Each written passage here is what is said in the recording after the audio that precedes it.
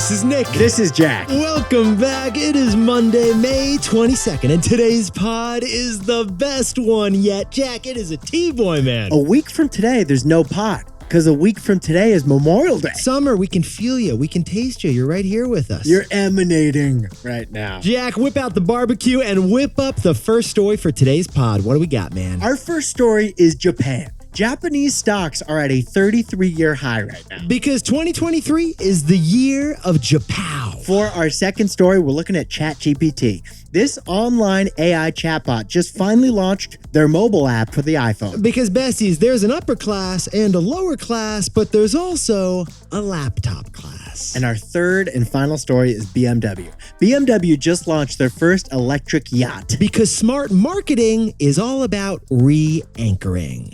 Literally. But Yetis, before we hit that wonderful mix. You know, we didn't know what mix we were going to do, and then boom, we just got the perfect mix to start the week, Jack. But before that mix, a new celebration that Nick and I want to highlight for you. Yetis, we got a new holiday that we want to celebrate. The new thing is the bachelor party. That's right. The bachelor party. Dad bachelor party. Yetis, Nick's like 2 weeks away from becoming a dad. So a bachelor party, it's a lot like a bachelor party. It is. But it's not about becoming a husband. It's about becoming a dad. So the bachelor party we're throwing for Nick this week, it's like a bachelor party. Right. The only difference is you're going to feel it a little more the next day, Jack. I'm going to be sore for like 2 weeks after this thing. Jack, I'm sore just recording the podcast right now. Yetis, this week, Nick and I are getting together for a bachelor party. Yeah, Jack and I are actually flying to Los Angeles for this bachelor party. We're going to do it. We're really excited. We got a steak dinner on the itinerary, a whiskey tasting. We're going to go see a ball game. Hopefully Shohei Ohtani's pitching. Jack, maybe we'll stop at Bed Bath & Beyond. I just hope we have enough time. Now, we should point out, Mom is doing most of the work when it comes to having a kid. We should point that out, Jack. Like pregnancy, birth, nursing, all of that is a lot harder than building a bassinet. Yeah, it is. The Allen wrench, it's not that complicated. So here's what Jack and I are thinking. When future dad is on a bachelor party, future mom is on a mommerette party. A mommerette party. It's a lot like a bachelorette party. And here's how a mommerette party goes down. You're still partying plenty, you're just not having as much peanut. Yeah, at a mommerette party, there's less Smirnoff, more spa. Fewer martinis, more massages. So Yetis, this is your cue to consider a bachelor party for the future dad to be in your life. Besties, this is your moment to plan a mommerette party for that future mama. Because you gotta celebrate the wins. Jack, I'm about to wake up wicked early every day.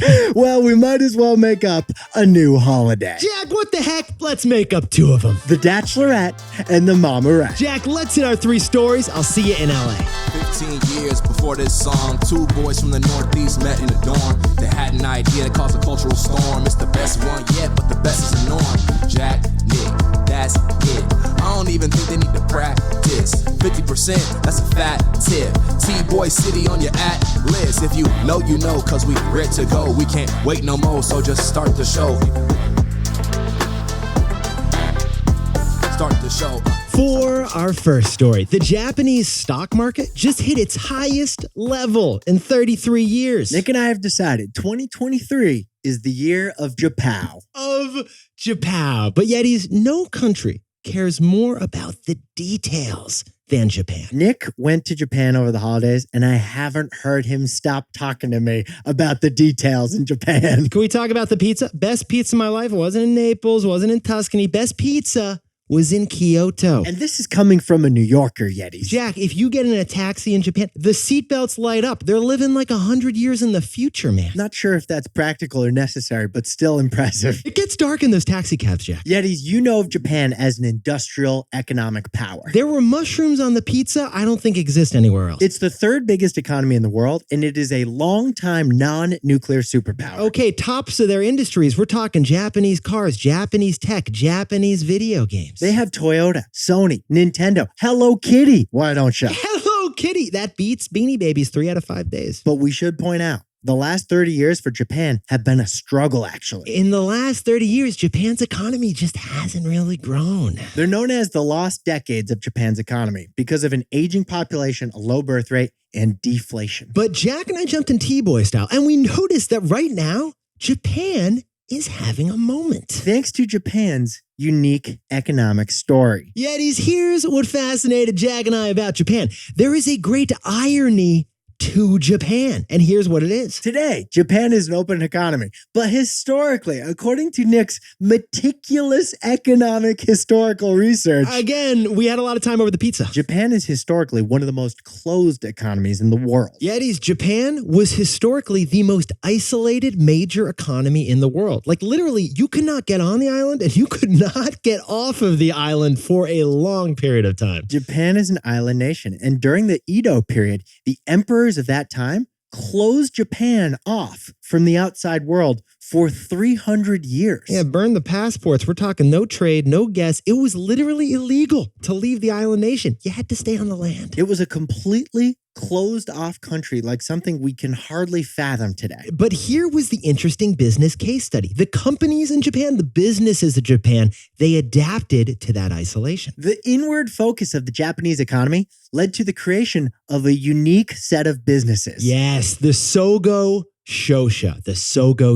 Which roughly translates to trading houses. And basically, Jack and I were researching these trading houses, and we realized these were like the first ever conglomerates, but like 400 years ago, right, Jack? Japan has unbelievable economic history. Since the 1600s, these trading houses provided energy. They had food businesses. They were in the entertainment business. And they're still around today. Like, for example, Mitsubishi is a Sogo Shosha, a trading house in Japan. But Mitsubishi, Jack, do they just make cars? They're not just cars. They also do food, oil, electronics. Mitsubishi has a bank. And they've been doing it for 200 years. And guess who noticed all this? Our buddy Warren Buffett, the 90-year-old investing icon. Well, get this. Warren Buffett's biggest investment outside of the United States, where is it, Jack? He's invested in all 5 of the major Japanese trading houses. And that has helped push Japan's stock market to a 33-year high. That's a lot of yen. So, Jack, what's the takeaway for our buddies over in Japan? China and India get all the headlines, but Japan is the real story right now. Look, Yetis, it's not just Warren Buffett's investment that is powering Japan's stock market right now. Key to Japan's stock market boom is that Japan is opening up. For example, after 2.5 years of pandemic tourism bans, Japan just reopened to tourists in October, and we all spent apparently a record amount of money. According to Nick's credit card statement. In this past weekend, Japan, in Hiroshima actually, hosted the G7 meeting of the 7 biggest economies on Earth. Plus, Japan just approved their first ever casino to attract even more tourists. Get this, Yetis. Japan has the top global box office hit of 2023 so far. Which is the Super Mario movie. And Japan has the top video game of the year so far. Which is Nintendo Zelda. Nick, the top paid athlete in the world, it's about to become Japan's baseball hybrid pitching batting icon, Shohei Ohtani. And he can pass. Yetis, add all of that up, and Japanese stocks just hit their highest level since 1990. China and India get all the headlines, but Japan is the real story of this year. 2023 is the year of Japan. For our second story, on Friday, ChatGPT finally launched their first ever mobile app. And how did it do, Jack? It immediately hit number 1. And to the laptop class, which Nick and I are both members of, Full disclosure. consider this a wake-up call. Yetis, fun thing Jack and I like to do. Every few days after we're done the pod, we kind of like just play around with some AI. It's like a fun little afternoon activity. They say this is a nuclear transformative technology. We want to be abreast of what's going on. So we go to the ChatGPT website, we go on the computer, and we start typing stuff. We're trying to see how we can use this. Now, the website for ChatGPT is chat.openai.com, which launched in November. The company is run by Sam Altman, who we told you about last week. And ever since they launched that ChatGPT website last year, there has been a, Jack, what would you call it? Like an epidemic of CEOs saying AI. It's like the thing to do. CEOs have been tripping over each other to try to convince investors that they are more focused than the other CEOs on artificial intelligence. I heard that at Google, if you go into a meeting and you don't mention AI, Sundar Pichai will spank you. But Yetis, it wasn't until 6 months after that website was launched, which is last Friday, that the top AI chatbot, ChatGPT, finally got an app. It finally got an app. ChatGPT launched their very first app on the App Store last Friday, and it immediately hit number one. Before last Friday, you could only use ChatGPT on your computer. But today, you can finally use ChatGPT on your phone. Now, Nick and I heard this news, and it got us thinking about a great divide there is in technology. Yeah, the great tech divide. This is what Jack and I were talking about over the weekend, because you got mobile and then you got desktop. Same internet, but different ways to access the internet. And honestly, Jack and I, we really have a solid preference for desktop. We bring our laptop everywhere because we always want a keyboard. We need the tabs. It's a productivity thing. We know it's like not the healthiest thing, but if we're in the back of a taxi, like we're doing a hotspot and we're prepping the pod stories in the back of the cab on a laptop. This week, when we go to LA, we're going to be like constantly trying to be productive so that at the end of the day, we can relax and shut it down. Until the bachelor party starts. And then, Jack, then we'll put away the laptop. Nick and I are members of what Elon Musk referred to last week as the laptop class. Yeah, Elon Musk referred to this entire group of people as the laptop class. We bring our laptop with us everywhere, like Maggie Simpson does with her blanket. The laptop class. It's basically anyone who's working in an information job. A consultant, a financial analyst,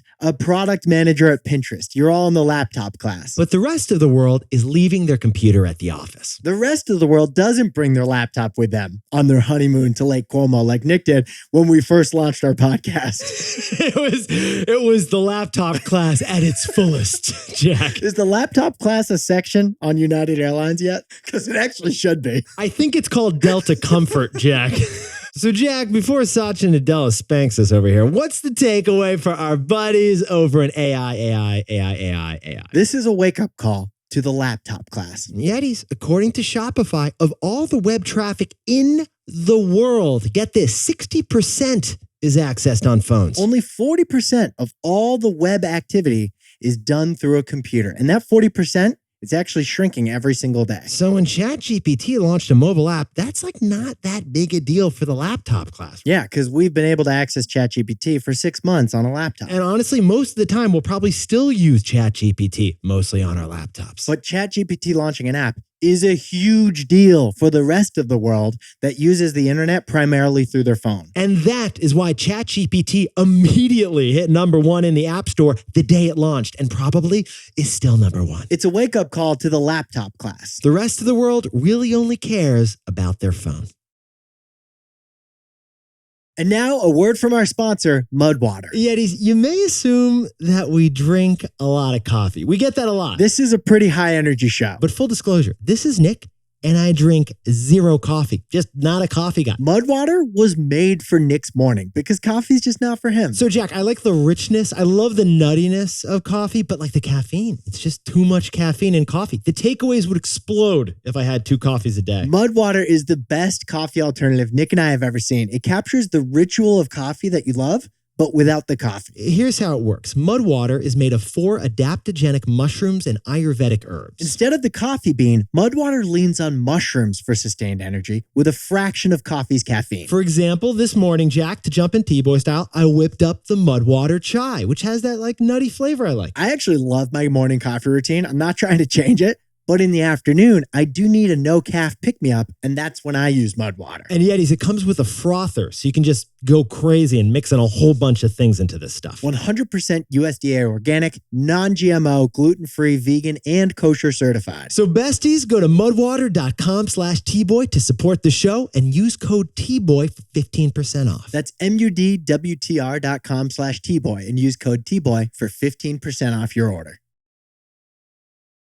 For our third and final story to kick off the week, BMW. Its stock is close to an all-time high, so they just launched their most luxurious vehicle ever. BMW just launched an electric yacht. We repeat, an electric yacht. And that electric yacht is actually going to sell electric cars. But Jack, what's the difference between a boat and a yacht? The real question is, what's a vessel? It doesn't matter. That's the answer. If you got a boat or you got a yacht, you just don't stop talking about it, Jack. The reason we're talking about these boats is because BMW's newest car isn't a car, actually. It's a yacht. It's not even just a yacht. This is an electric yacht. And that's why they call it the Icon. BMW debuted this electric yacht like it was a debutante at the Cannes Film Festival. Yeah, we saw some pictures of this thing. Picture a penthouse apartment that's in the Wall Street Journal's real estate section. Like, this is the kind of yacht that should have gotten invited to the Met Gala. This thing has one room, basically, with velvet couches, a plush carpet, a bar, and 360-degree views of the ocean through the all-glass walls. But unlike the diesel engine on your father-in-law's dinghy, the electric motors on this thing are quiet. It's almost awkwardly quiet. And that's why BMW's yacht comes with a custom, one-of-a-kind soundtrack to play on the surround sound speakers. We repeat, BMW commissioned legendary composer Hans Zimmer to make a playlist only for this electric yacht. You can only hear this score on the icon, BMW's electric yacht. Hans Zimmer, the guy behind like Gladiator, Dark Knight, basically every Christopher Nolan film, that's what you're getting on this yacht. Plus Pirates of the Caribbean, the nautical theme here. Jack, this yacht, it's gonna win an Oscar. So you may be thinking, Yetis, how did BMW make such an incredible vessel? They're not even in the boat business. Well, the way Jack and I see it, they did it thanks to their electric cars, because their electric cars are basically organ donors. Yeah, sitting beneath this boat are 6 big car batteries that were donated to the boat by their BMW i3 sedans. It's like they harvested the kidneys of their cars and stuck them in this electric yacht. Yeah, this boat is powered by motors that run on 6 donated lungs from the cars. Now, Yetis, Jack and I don't think this new yacht is expected to be a moneymaker for BMW, do we, Jack? No, we think this isn't even really a boat play at all for BMW. No, this is a car play. So, Jack, what's the takeaway for our buddies over at BMW? When you need to move up, re-anchor the conversation. Yetis, just like Tesla, BMW now offers a luxury electric car and a luxury electric SUV and a luxury electric sports car. But let's be honest, BMW is behind. It's not considered a serious player in electric cars. So what did BMW do to catch up? You know, they launched a luxury electric yacht for the water. Wow, BMW. You just got my attention with your electric yacht. That was the strategy. BMW got your eyes staring at a yacht so your brain reconsiders its cars. Because if BMW can make an electric yacht, then you trust that they can make a good electric car too. Like, they have to, right? Like, I mean, if they're going to put this on water, they must do pretty well on land. That's what you're thinking. This luxury yacht just re-anchored BMW upward in the electric car conversation. Because smart marketing is about re-anchoring. Jack, can you whip up the takeaways for us to kick off the week? Japan. Japanese stocks just hit a 33-year high. Oh, Japan's the new cookie crisp. Yetis, China and India get all the headlines, but this year, Japan is the real story. For our second story, after 6 months of being available on the web, ChatGPT now has a mobile app. It immediately hit #1, which is a wake-up call to the laptop class. And our third and final story is BMW. They just launched a Hans Zimmer soundtracked electric yacht. Yeah, BMW's marketing, it was all about re-anchoring. Literally. Now, time for the best fact yet. This one sent in by Alexa Kamingo from lovely Chicago doing logistics. Push and play. Here we go. Hey there, besties and yetis. Sharing a fact on the national fruit of the Philippines, mango. Mangoes are grown by about 2.5 million smallholder farmers across over 7 million mango trees. At one point, it was said that the sweetest mango was reported to be from a variety grown in the Zamboanga region of the Philippines. The Philippines exports about $11 million worth of mangoes to over 40 countries every year. This export amount doesn't even include the famous Philippine dried mango, which was actually created by a Cebuana family who left mangoes out longer than their intended shelf life. So the dried mango is an accidental invention. What a delicious accidental invention. Like the sticky note from 3M. Or like the penicillin that saves a lot of lives. Or like currywurst sauce, which is curry sauce and ketchup that accidentally got mixed together. Or like Reese's, those two guys. One was holding chocolate, one was holding peanut butter, and they fell on top of each other. This is Officer Reese's. What seems to be the problem here? The problem is I don't have enough Reese's. By the way, mango's the most consumed fruit in the world, right? I mean, it's basically the cupcake of fruit. It's delicious. Yetis, if you got any more facts about mangoes, send them our way because we're clearly interested. Let's just cut to the chase. If you got any mangoes, send them our way. Yetis, you look fantastic right now. Jack, I can't wait to see you at the bachelor party. What are you going to pack? I know. This is going to be great. LA is going to be awesome. I'll see you in Los Angeles. Yetis, remember, HYHTBOY. That's how we grow the show. Have you had the best one yet? Nick and I, we'll see you tomorrow. If you know, you know.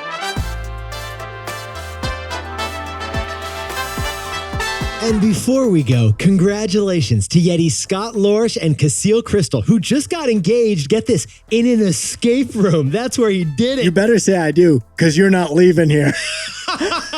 I got you trapped. And congratulations to Ann Chi, who just got engaged too over in Beijing, China. Happy honeymoon to Rachel and Danny Moore, who are celebrating down in Cabo. We hope you didn't bring the laptops with you. And Sarah and Zachary, congratulations on the 3-year anniversary in Kapolei, Hawaii. Congratulations to Stacy and Eric Polanski, who are celebrating their anniversary with the date night in Los Angeles. And David Johnson, congrats on the new job as a physician's compensation analyst. Check, please. Congrats to Kelly Bridenbaugh, who just got a new job at Karma Water. And congratulations to Carly and Trevor Johnson, who just had a baby in the marina of San Francisco. Carly and Trevor, I'll see you at the farmer's market. Congratulations to Chris Casey, who now has an MBA in Minnesota. And Kyle Radzak is graduating from Boston College with a master's degree. Happy 27th birthday to Lydia Ngomba in Dallas, Texas. And Onamesh Agrawal, happy 28th birthday in San Francisco. Happy 21st birthday to Joseph in Chicago. And Gautam Krishna, enjoy that birthday over in Atlanta. Happy birthday to Pooja J. Singani